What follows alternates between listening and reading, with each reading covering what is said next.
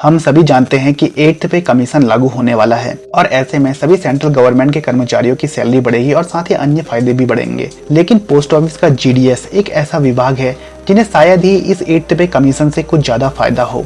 और इसी बात का फायदा उठाते हुए यूट्यूब में ऐसे बहुत से वीडियो बन रहे हैं जिसमें ये बताया जा रहा है कि जीडीएस को इसमें फायदा मिलेगा और कुछ कह रहे हैं कि जीडीएस में इसको कुछ भी नहीं मिलेगा। तो दोस्तों, मैं आपको एक बात बता दूं कि आप इन सब अफवाहों से परेशान ना होकर अगर आप एक जीडीएस हैं तो इन बातों पर ध्यान न दें बल्कि अपने काम पर ध्यान दें। जब 7th पे कमीशन लागू हुआ था तब आपको या जीडीएस को उस समय कुछ फायदा हुआ था, तो बेसिक सी बात है कि 8th पे कमीशन में भी फायदा होगा। अगर नहीं हुआ था, अगर उस वक्त फायदा नहीं हुआ था तो इस बार भी नहीं होगा। इसलिए इन बातों से परेशान होकर ये सोचकर कि सरकार हमें कुछ नहीं दे रही है, इन सब बातों पर ध्यान देकर अपने काम को खराब न करें बल्कि जो काम आप कर रहे हैं उस पर फोकस करें। ज्यादा से ज्यादा पीएलआई, आरपीएलआई और टीडी करें ताकि आपको कमीशन मिल सके और आप सैलरी से ज्यादा मुनाफा कमा सकें।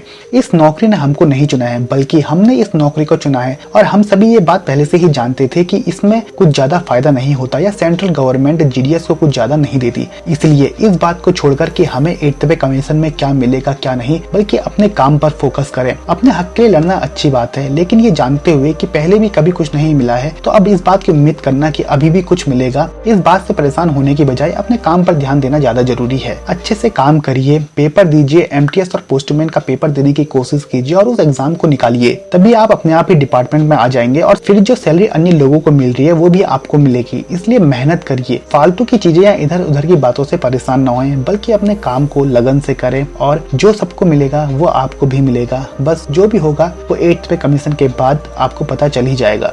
YouTube पर बहुत से लोग बिना किसी पक्की जानकारी के ऐसी वीडियो बना रहे हैं कि 8th पे कमीशन लागू होने के बाद जीडीएस की सैलरी इतनी हो जाएगी और यहाँ तक कि वो उसे कैलकुलेट करके भी दिखा रहे हैं। इन बातों पर अगर आपको विश्वास नहीं है तो ज्यादा ध्यान ना दें और 8th पे कमीशन के लागू होने का इंतजार करें। उसमें जो कुछ भी निर्णय जीडीएस के लिए सरकार द्वारा लिया गया होगा उसके अनुसार हमें फायदा या हमारी सैलरी में बढ़ोतरी होगी। अगर ना भी हुई तो हमें अपना काम करना ही है। हमने इस नौकरी को चुना है, हम इसे इसलिए छोड़ नहीं सकते कि सरकार ने हमें नहीं दिया है। इसलिए अपना पहला फोकस अपने काम पर, अपनी नौकरी पर करें। अपने काम को अच्छे से सीखें, ज्यादा ध्यान दें, पढ़ाई करें और कोशिश करें कि आप एमटीएस या पोस्टमैन के एग्जाम को क्लियर करें। अपने अच्छे भविष्य के बारे में सोचें, इन बातों के चक्कर में ना पड़ें कि 8th पे कमीशन के बाद क्या मिलना है क्या नहीं मिलना है। जो मिलना होगा वो मिल ही जाएगा। परेशान होने से सिर्फ परेशानी मिलेगी और कुछ नहीं।